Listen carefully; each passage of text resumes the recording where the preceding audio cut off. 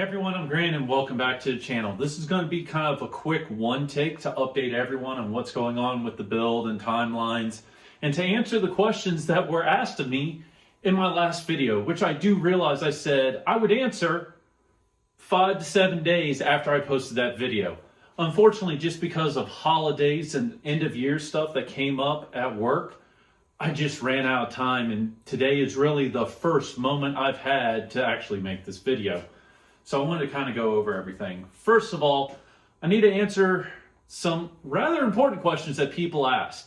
The number one question I actually got when I posted my last video saying I'm going from the right-hand drive to the left-hand drive and I'm going from the BEW TDI to the CJAA TDI, the number one question I got was, oh man, I've been following your build and I've been using your formula, meaning the parts I use and everything. Does the BEW TDI not work with the AW4 automatic? It absolutely does. It works perfectly fine. Get a custom tune to lower the idle. Mine idles at about 700 RPM. I would bump it up slightly. I would try 725, 750, 775, even 800 RPM. It's never stalled on me when I was driving on the road, but there were a couple of times I was wheeling on my family's farm in low range where it would stall. And it was super easy. Just turn the key off and it would fire back up instantly. So this engine absolutely will work with the AW4. The only other thing you really need to get right is the gearing in your axles for the size of tire you are running.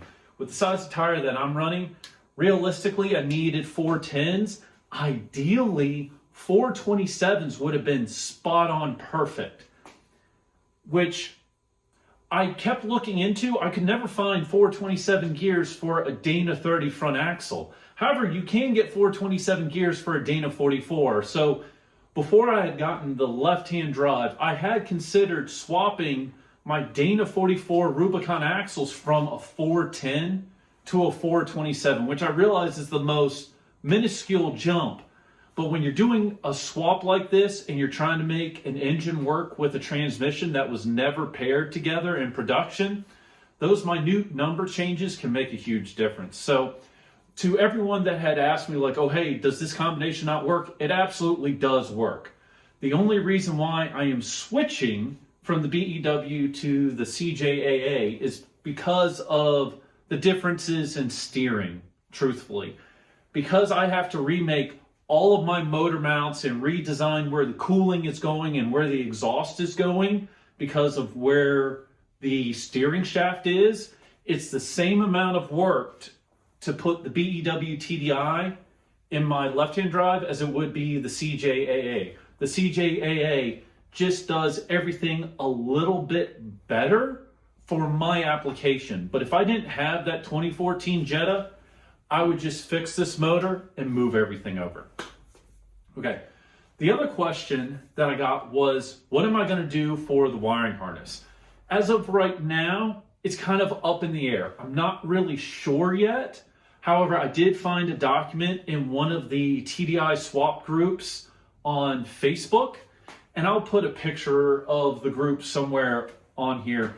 They had a file on the CJAA wiring harness. So I think what I want to try doing is pulling the wiring harness out of the Jetta and actually integrating it into the factory Wrangler wiring harness. Because right now, and it's something that's always bothered me on my right-hand drive, I basically have two wiring harnesses. I have the Jeep wiring harness, and then I have the TDI wiring harness. When I go to the left-hand drive, I really want it to just be one harness, and I'll get into more details about that later. Another great question that I got from the last video was if I could do anything differently with my BEW TDI, what would I have done differently? And the answer to that is kind of twofold or maybe even threefold. There's about 2 or 3 things I would do differently. Number one thing I would do differently, go to a bigger exhaust. I am running 2¼ inch exhaust. Part of that is because that was the exhaust size for my Kubota mechanical turbo diesel engine that was originally in this years ago, and that worked fine. So when I went to the TDI, I just kept the same 2¼ inch exhaust.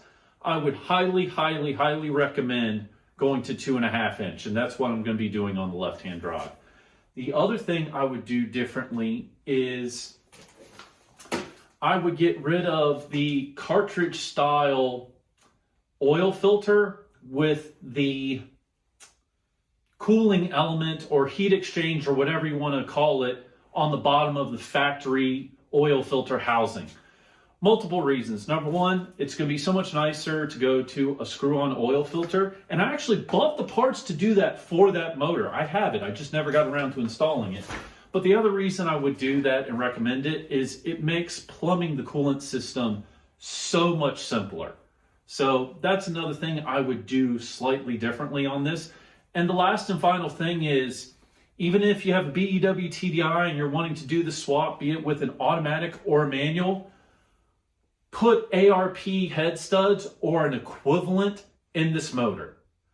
Just go ahead and do it. Increase the clamping force so you don't have to worry about messing up your head gasket, especially if you're running anything other than the factory turbo. That's the only other thing I really wish I had done differently with this whole setup. But overall, I've been very happy with it. The fuel economy with this setup is still mind-boggling to me, considering it is an automatic.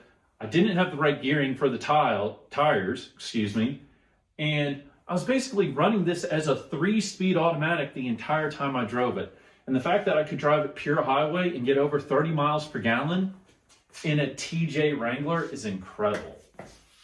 But yeah, so those were the most common questions that I got. And I just wanted to go ahead and say, I had a lot of people that just commented words of support and encouragement and saying, hey, I think going to the left-hand drive makes a lot of sense. I had one guy reach out to me, and I really appreciated this. You know, I'm sure there are a lot of people out there in the United States that can learn to be comfortable with the right-hand drive. I tried for years, and I really love this Jeep, but I could never get comfortable driving the right-hand drive. So having other people reach out to me and say, hey, I've been in a similar situation. I looked into getting an import vehicle. I just couldn't get used to driving on the right-hand side. That was actually very nice to get that feedback. So to everyone who messaged me about that, thank you so much. A couple other quick things. Part of the other reason why I have not posted a video in a couple of months, and I'm not going to get into too many details, I'm one of those people that believes my private life is my private life. I don't mention my family on this channel. I don't mention any of that. I like to keep it separate. That's just who I am. Well, part of the reason why I haven't done an update in a long time is I have had some eye fatigue issues, especially in the last year to 18 months, and I've been trying to manage it and take care of it. I work in IT, so I look at a computer screen all day long. And I thought it was just, age. I actually thought maybe I was going to start needing bifocals. Finally went to an optometrist. I don't know if you can tell, I am wearing new glasses. They no longer make the orange, which, I miss my orange glasses. I really do. And if you haven't been able to tell, orange is my favorite color. But what I discovered was, and I'm only sharing this in hopes that if someone is watching this, this will help them. I went to an actual optometrist for the last several years. I've just been going into those walk-in eye appointment places, that you see in malls and whatnot. And it's a quick exam, in and out, like, oh yeah, your prescription is still what's in your lenses. But I went to an actual optometrist and they measured what my lenses were, but then they actually gave me an eye exam from scratch. And the interesting thing was my eye fatigue was coming because my prescription, my glasses, was overpowered. So I can see up close. I cannot see far away. And these were too overpowered. And it's been that way for 11 years, which is kind of mind-boggling. So I had to actually get new glasses with a reduced prescription, and it's really helped with my eye fatigue massively. I've only had them now about 2.5, 3 weeks, but it's going to take me another couple of weeks to really get used to it. And my eyes are feeling better than they have in years.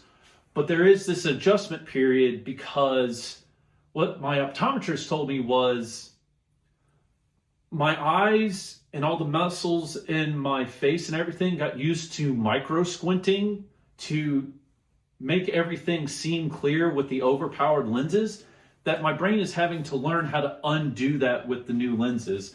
And it's been affecting me both with stuff far away and stuff up close. So that's kind of the other reason why this video was so delayed in getting out. And again, not going to go too much more in it, but hey, if you're watching this and you're having some eye fatigue, go to an actual optometrist and get your eyes looked at very closely. For me, I was very fortunate. I thought I was going to be going to bifocals, and turned out the solution was just get the right prescription lenses in your glasses. But anyway, so next couple of steps, I do have another video I recorded that I'm going to be posting soon. I did some updates to my Kubota lawn tractor. I installed a mulching kit on it. So I did record and film that in November. I'm recording this in December. I'm hoping to get this out this weekend, the last weekend of December. So we'll see, but I am going to be posting that. Once that's done, I am going to start work in my shop, basically tearing down everything out of the right-hand drive. I'm taking the top off, the seats out, taking the drivetrain out, everything, including the body lift, all the suspension, the shocks, everything. And I'm going to be putting everything onto the left-hand drive. I'm going to be removing the lift kit on the left-hand drive and basically making the left-hand drive usable as is right now. So it's going to have my wheels and tires, the body lift, my hardtop, my seats. I'm going to get it inspected, and I'm going to be driving this around as a 4-cylinder gas with the 6-speed manual transmission that came in it. The other thing that I'm hoping to do in the middle of all of that is put all the Rubicon parts on. So I want to put the Rubicon transfer case on the left-hand drive, and I don't know if I'm going to do it immediately when I delift it, but I'm also debating putting the Rubicon axles in it at the same time. I'm not sure the order of operations on that yet. I might delift it, get it running and driving, and then swap the Rubicon axles later. Again, I don't have the biggest shop in the world, so I kind of have to make sure I get all the puzzle pieces correct of this vehicle's in here, and then I can move it out, and then I can put this vehicle in here. But anyway, that's the update. I'm going to start posting somewhat more regularly in the upcoming weeks and months. I'm hoping for at least one video a month, maybe two. Right now, I have some big projects at work and other stuff going on in my personal life. Again, this is not my full-time job yet. It'd be great if it were. So I am going to try to be more honest with what my schedule looks like. But I do have videos coming down the pipeline. But anyway, thank you so much for watching. I hope that you enjoyed this quick one-take update, and I'll see you sometime soon. Goodbye.